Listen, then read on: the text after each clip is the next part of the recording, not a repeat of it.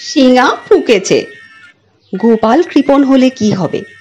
গোপালের স্ত্রী ওর মধ্যে একটু বেশি খরচা করত। গোপাল প্রায়ই তার জন্য স্ত্রীকে খিটখিট করত। একদিন সংসারের মাসকাবারি জিনিসপত্র মাসের মধ্যেই ফুরিয়ে যেতে গোপাল স্ত্রীকে অত্যন্ত বকাবকি করতে লাগলো। গোপাল রেগে তার স্ত্রীকে বললে, আমি বলে তোমাদের দুর্দশায় শিয়াল কুকুরও চোখের জল ফেলবে। তোমাদের দশা যে কি হবে ভাবতেও আমার কষ্ট হয়।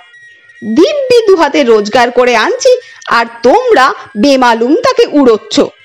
যা হোক, যখন আমার ছাড়ার নেই তখন আর কিছু বলতে চাই না, মরলে তবে টের পাবে। গোপালের স্ত্রী তখন আর চুপ করে থাকতে পারলে না। সে বললে, আচ্ছা তবে একবার মরেই দেখো না, আমাদের সংসার চলে কি না চলে। গোপাল বললে, মলে আর কে কোথায় দেখতে আসে? আচ্ছা তোমরা যদি এতই স্বাবলম্বী হয়েছ, আমি বেঁচে থাকতে থাকতেই আমাকে সেটা দেখিয়ে দাও, আমি সুখে মরতে পারবো। গোপালের স্ত্রী গোপালের কথার উত্তর দিলে, আচ্ছা বেশ, আমার বুদ্ধি আছে কিনা পরখ করেই যেও। পরদিন গোপালের স্ত্রী রুক্ষ মাথায় ছিন্ন বসন পরিধান করে অত্যন্ত মলিন বেশে মহারাজ কৃষ্ণচন্দ্রের রাজসভার পাশে গিয়ে দাঁড়ালো। মহারাজের সেই দিকে দৃষ্টি পড়ায় তিনি একজনকে আদেশ করলেন, দেখো তো ওই স্ত্রীলোকটি কি চায়। বোধ হয় কোনো ভদ্রকন্যা অবস্থার বিপর্যয়ে আমার সাহায্য প্রার্থিনী হয়ে এসেছে। মহারাজের আদেশে তখনই একজন লোক স্ত্রীলোকটির নিকট গিয়ে তার পরিচয় জানতে চাইলে। রমণী কাঁদতে কাঁদতে বললে, আমি আপনাদের ভাঁড়ের স্ত্রী। আমার স্বামী গতকাল রাত্রে শিঙা ফুকেছে।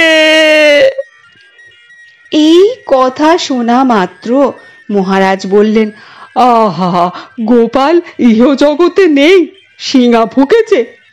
আহা, বড় ভালো লোক ছিল, হঠাৎ তার এই হলো। অনেক দুঃখ করলেন।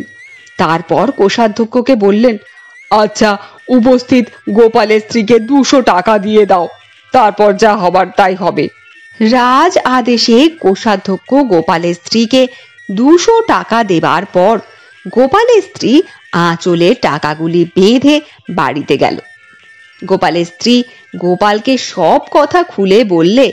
তখন গোপাল এক গাল হাসি হেসে বললে, হ্যাঁ, আমি এবার নিশ্চিন্তে মরতে পারবো, তোমরা সংসার চালাতে পারবে, আমার সব দিক বজায় থাকবে।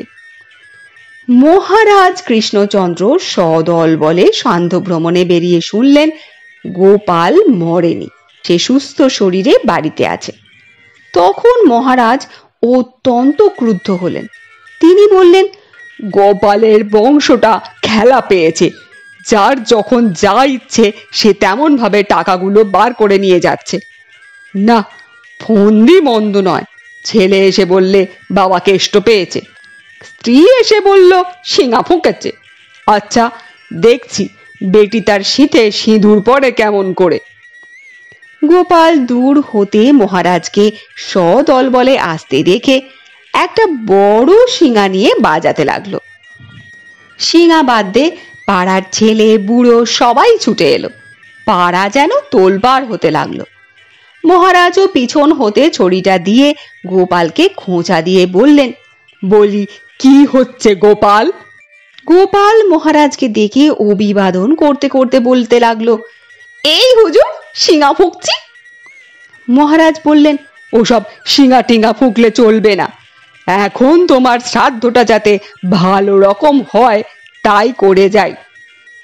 গোপাল বললে, হুজুর আর আমি ভয় করি না, এখন বুঝেছি যদি আমি মরে যাই সংসার অচল থাকবে না, গিন্নি ফিকির ফাকার করে সংসার ঠিক চালিয়ে দিতে পারবে। মহারাজ বললেন, যাই হোক গোপাল, গোষ্ঠী শুদ্ধ ব্যবসা ধরেছ ভালো, চলো রাজসভার দিকে যাই।